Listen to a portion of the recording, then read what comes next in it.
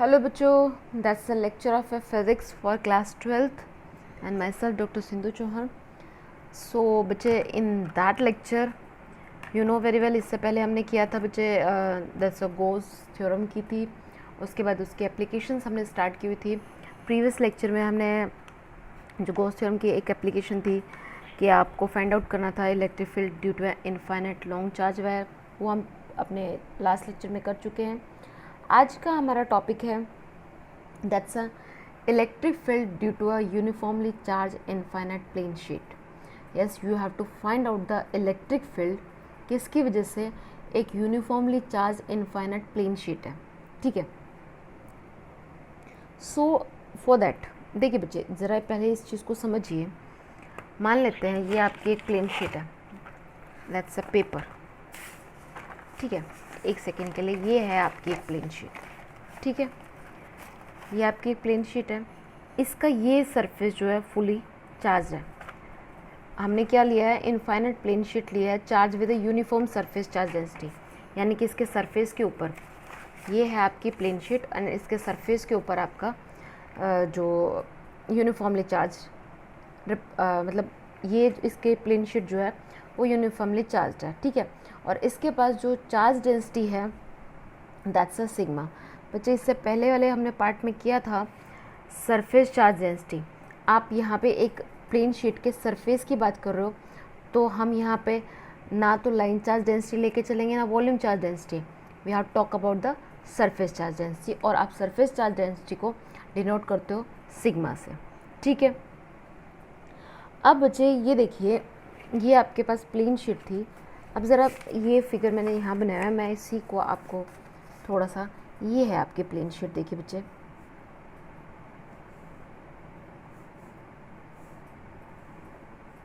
ये थी एक प्लेन शीट.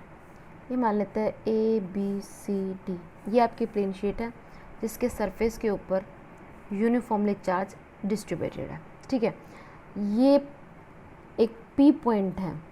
इस P पॉइंट पे आपको इलेक्ट्रिक फील्ड निकालना है ड्यू टू दैट जो ये यूनिफॉर्मली चार्ज डेंसिटी है इसकी वजह से. ठीक है, सो ये जो P पॉइंट है इस चार्ज आपकी जो प्लेन शीट है उससे है R डिस्टेंस पे. ठीक है, so you have to find out the electric field at point P. ठीक है भाई. अच्छा, इसमें देखिए ज़रा बच्चे, अब मैंने देखो मुझे इलेक्ट्रिक फील्ड निकालना है किस पे, P पॉइंट पे. सो बच्चे इलेक्ट्रिक फील्ड को फाइंड आउट करने के लिए मैंने क्या किया, एक सिलेंड्रिकल शेप में गॉसियन सरफेस को लेट कर लिया. ठीक है, ये आपका कुछ इस तरह से गॉसियन सरफेस बनेगा.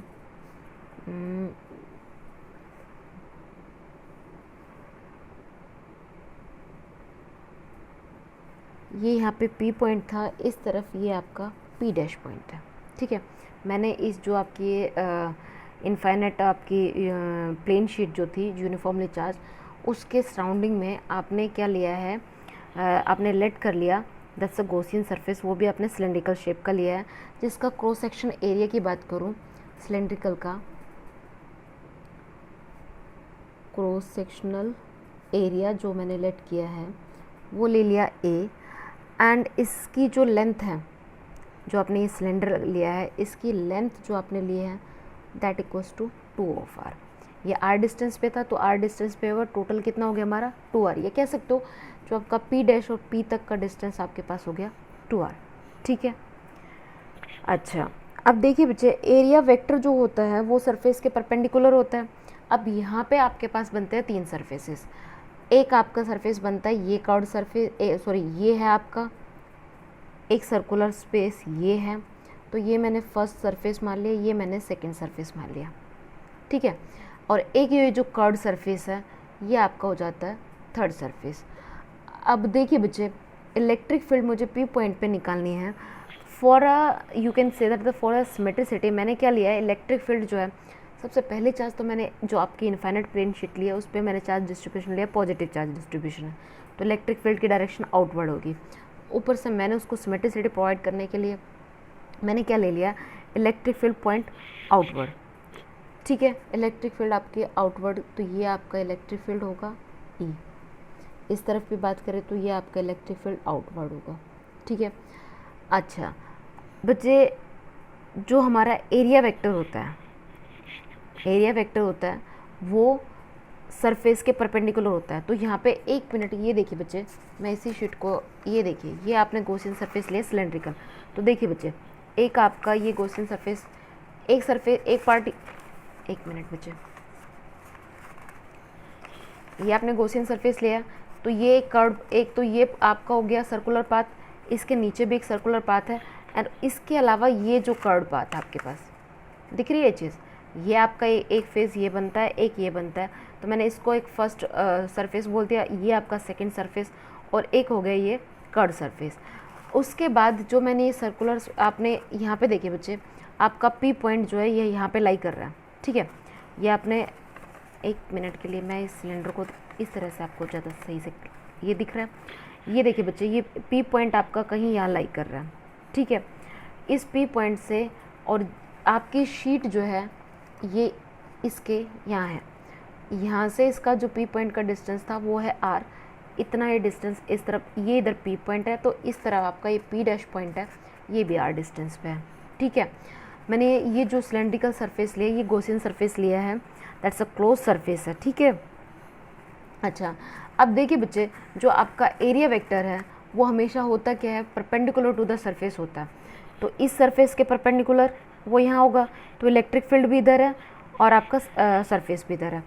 तो देखिए बच्चे, जो एरिया वेक्टर है, अगर मैं फर्स्ट सरफेस की बात करती हूँ, ये आपका फर्स्ट सरफेस है, अगर मैं फर्स्ट सरफेस की बात करती हूँ तो यहाँ पे इलेक्ट्रिक फील्ड भी आपका इस तरफ डायरेक्शन में, ये आपका इलेक्ट्रिक फील्ड भी, और एरिया वेक्टर भी सरफेस के परपेंडिकुलर इस तरफ ही तो जाएगा। एरिया वेक्टर भी आपका इस सरफेस की तरफ हो रहा है, इसको आप ए भी लिख सकते हो, चलो मैं ए लिख लेते हैं। एरिया वेक्टर जो है वो भी आपका इस तरफ हो रहा है, क्लियर है। दोनों के बीच में, दोनों के दोनों है पैरेलल, थीटा की वैल्यू क्या बनेगी, 0 डिग्री, ठीक है। If you remember phi of electric field, electric flux क्या था हमारा, ई डॉट एरिया वेक्टर था।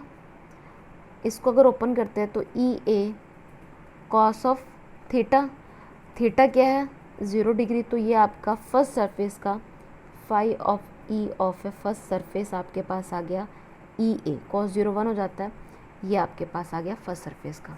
सिमिलरली बच्चे देखिए, मैं इसके सेकंड सरफेस की बात करती हूँ, ये आपका है सेकंड सरफेस। अगर मैं इस सेकंड सरफेस की बात करती हूँ तो सेम यही तो होगा जो पी डैश पॉइंट है आपका। अगर मैं सेकंड सरफेस की बात करती हूँ, इलेक्ट्रिक फील्ड भी इस तरफ है और एरिया ऑफ वेक्टर इसके परपेंडिकुलर इस तरफ ही तो जाएगा, एरिया ऑफ वेक्टर भी इस तरफ परपेंडिकुलर है।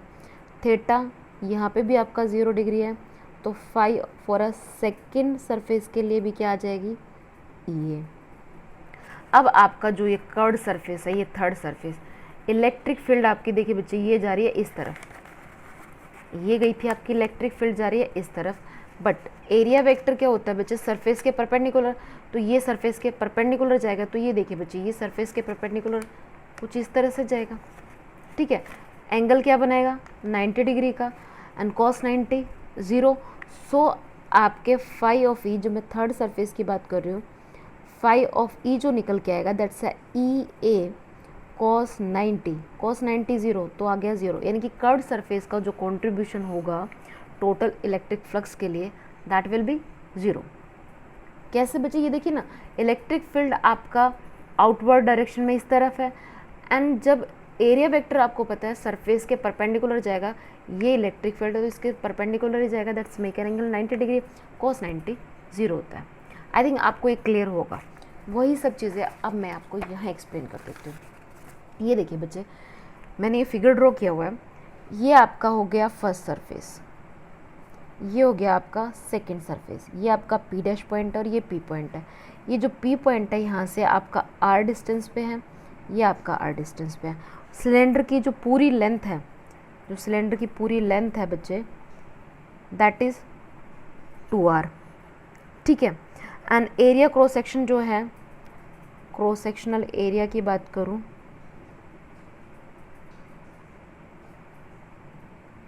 ऑफ अ सिलेंडर, वो है a, ठीक है।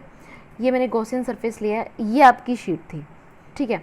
अच्छा, इस शीट के पास टोटल चार्ज जो है, देखिए बच्चे, सरफेस चार्ज डेंसिटी की बात करती है तो सिग्मा इज इक्वल टू होता है total charge by surface area. मुझे यहाँ से टोटल चार्ज की वैल्यू चाहिए, ये आ जाएगा sigma A is equal to क्या हो, total charge over that surface जो आपकी है, आप इनफाइनाइट प्लेन शीट ले रहे हो, उसके पास टोटल चार्ज है सिग्मा ए। ठीक है। अच्छा, मैंने, आप फर्स्ट सरफेस की बात करते हो, ये आपका इलेक्ट्रिक फील्ड की डायरेक्शन है। ठीक है।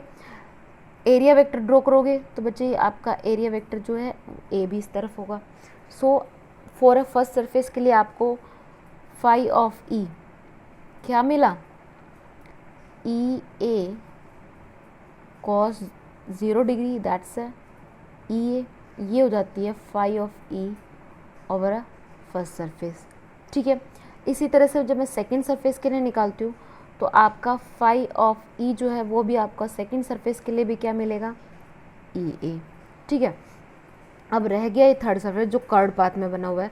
जो बच्चे आपका ये थर्ड सरफेस है, थर्ड सरफेस में आपका इलेक्ट्रिक फील्ड तो इधर जा रहा है बट एरिया वेक्टर आपका ये है, तो दैट्स मेकिंग एंगल 90 डिग्री।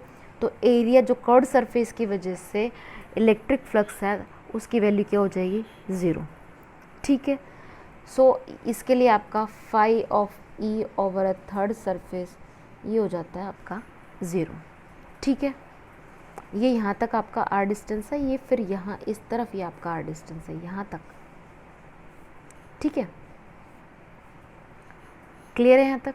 बस तो फिर so by symmetricity E points outward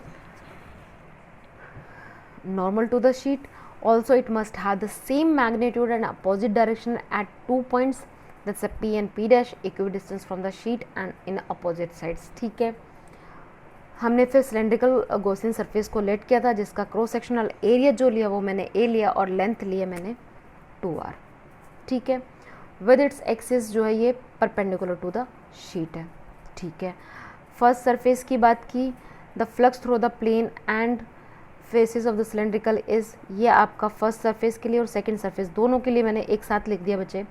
ये आपका फर्स्ट सरफेस का मान लेते हैं, सेकंड का टोटल इलेक्ट्रिक फ्लक्स इसी की वजह से होगी, बिकॉज थर्ड वन की वजह से बच्चे मैं अगर यहाँ पे थर्ड वन का लिखती हूँ तो उसकी वैल्यू तो 0 होगी बिकॉज कर्ड सरफेस है, थीटा आपका 90 डिग्री का बन रहा था, तो ये वाला पार्ट तो आपका ये 0 हो गया। तो टोटल आपके पास इलेक्ट्रिक फ्लक्स की वैल्यू आ जाती है twice of E A. Clear है? चलिए, अब charge enclose by the Gaussian surface, बच्चे charge enclose by the Gaussian surface की बात करें तो यहाँ पे हम एक शीट ले रहे हैं and charge distributed over a surface and surface charge density होती है total charge enclose by area. ठीक है। So Q is equal to sigma into में यही टर्म यहाँ लिखी हुई है। क्लियर है? ये आपके पास आ गया जो गॉसियन सरफेस के पास टोटल चार्ज था वो, ये है टोटल चार्ज। ठीक है। अब भाई हमने किया था that's according to the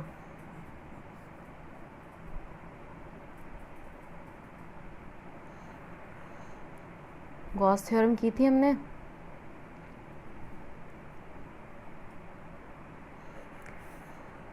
phi of E is equal to total charge by epsilon naught. अब बच्चे देखो फाई ऑफ ई की वैल्यू आप निकाल के that's 2e A and total charge आपके पास है सिग्मा ए बाय एप्सिलॉन नोट हो जाएगा। एरिया से एरिया क्रॉस सेक्शनल दोनों कैंसिल हो गए, आपके पास इलेक्ट्रिक फील्ड की वैल्यू आ जाती है बच्चे sigma by 2 epsilon note, that's the required result. अब यहाँ से देखिए बच्चे आपने कुछ रिजल्ट्स आए हैं हमारे पास। सबसे पहला जो अगर मैं बात करती हूँ, जो आपका इलेक्ट्रिक फील्ड है वो इंडिपेंडेंट है किस पे,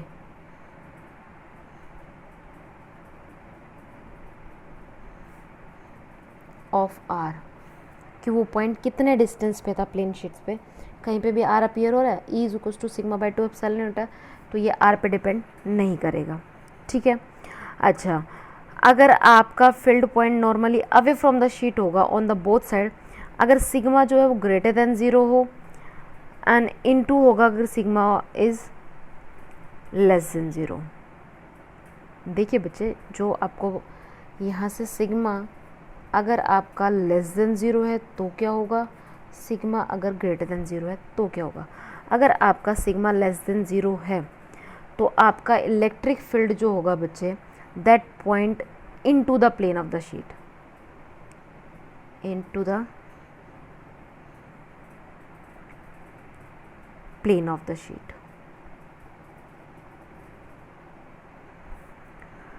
और अगर सिग्मा की वैल्यू ग्रेटर देन 0 है, मैंने उल्टा लिखा है थी, हाँ, अगर आपका सिग्मा ग्रेटर देन 0 है, ये बच्चे ये आएगा हमारा, अगर सिग्मा जो है वो लेस देन अगर आपका 0 जाता है, देन इलेक्ट्रिक फील्ड होगा into the plane of the sheet.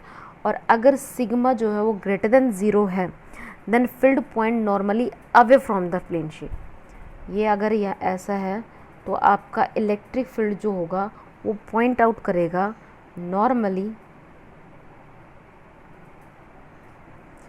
Away from the sheet.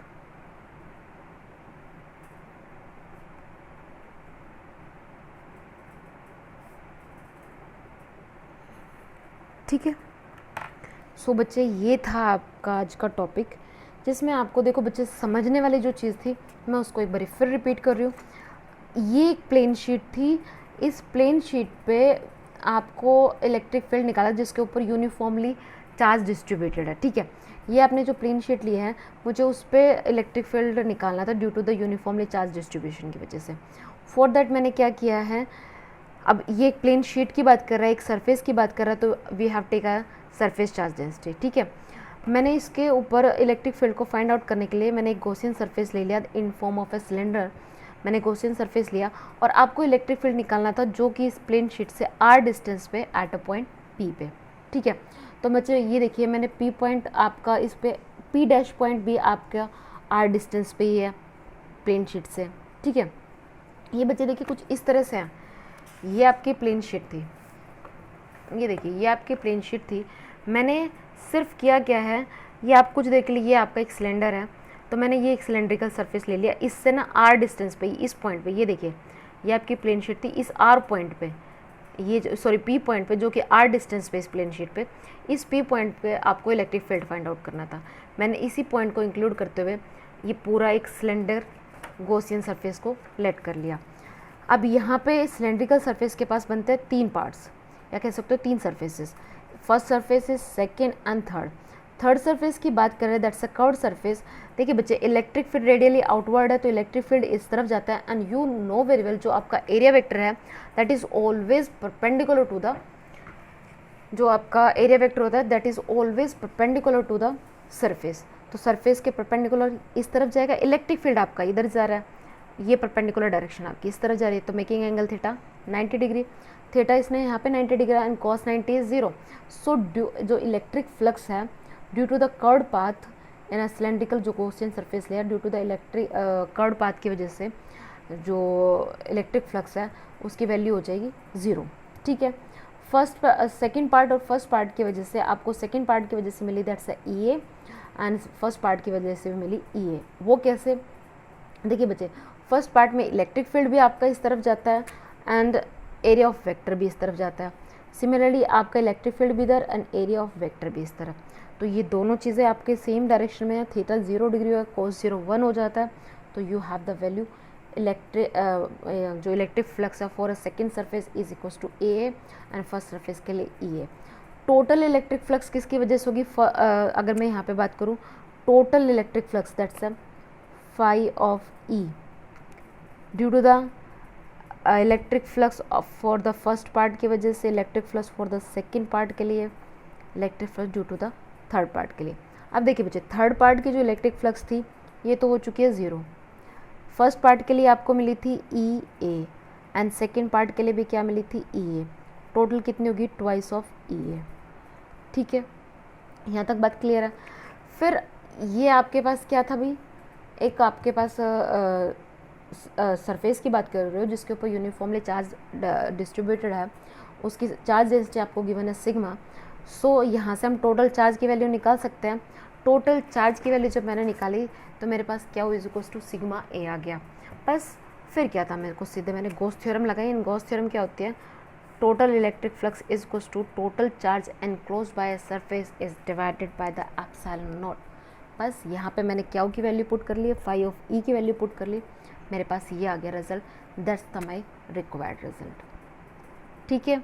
अच्छा, यहाँ से जो मुझे चीज़ें मिली, एक तो यहाँ से इस रिजल्ट से मुझे ये पता चला कि इलेक्ट्रिक फील्ड है वो इंडिपेंडेंट है ऑफ आर, मतलब वो प्लेन शीट उस पॉइंट से जिस पॉइंट पे मुझे इलेक्ट्रिक फील्ड फाइंड आउट करना है वो कितने डिस्टेंस पे है, उस पर उसकी कोई डिपेंडेंसी नहीं है, वो कोई मैटर नहीं करता।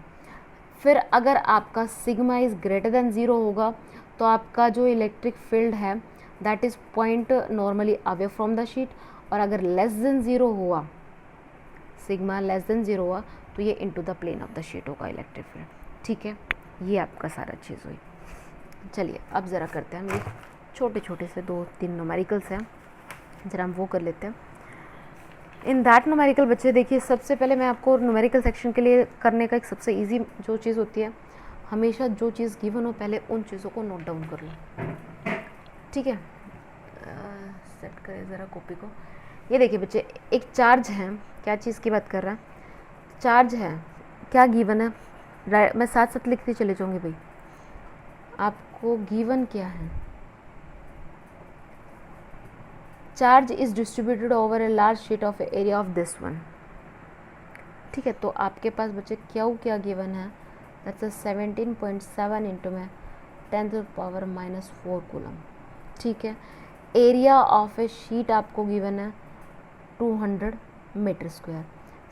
लार्ज शीट की बात कर रहे हैं, सिग्मा निकालने, दैट्स क्यू इनटू में एरिया, यही होगा, नहीं गलत किया, ये होता हमारा sigma is equals to total charge by area, yes, Q by A.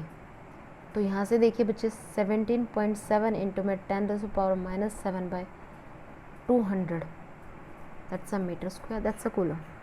Clear है। तो यहाँ से आपके पास बच्चे अगर आप इसको कैलकुलेट करते हो तो सिग्मा की वैल्यू आपको मिल जाती है, दैट्स 8.85 इंटू में 10⁻⁻6 कूलम पर मीटर स्क्वायर। ठीक है, ये मिल गया मेरे पास। अच्छा चलो भाई, एक तो रिजल्ट मेरे पास ये आ गया। आगे क्या बोलता है, कैलकुलेट द इलेक्ट्रिक फील्ड। क्या फाइंड आउट करना है, इलेक्ट्रिक फील्ड फाइंड आउट करना है, electric field intensity at a distance R आपको गिवन है 20 centimetre from it in air. ठीक है, जो इलेक्ट्रिक फील्ड आप डिस्टेंस बात कर रहे हो of 20 centimetre from it in air की बात करते हो, ये बच्चे अभी इलेक्ट्रिक फील्ड आप जो निकाल के आए हो, sigma is equals to by twice of epsilon naught, यही था। अच्छा, ये ट्वाइस ऑफ एप्सिलॉन नोट की बात करें तो बच्चे आप वहाँ पे इलेक्ट्रिक फील्ड जो निकाल रहे थे, इस तरफ भी निकाल रहे थे और इस तरफ भी, दोनों साइड निकाल रहे थे, अपीयर हो रहा था।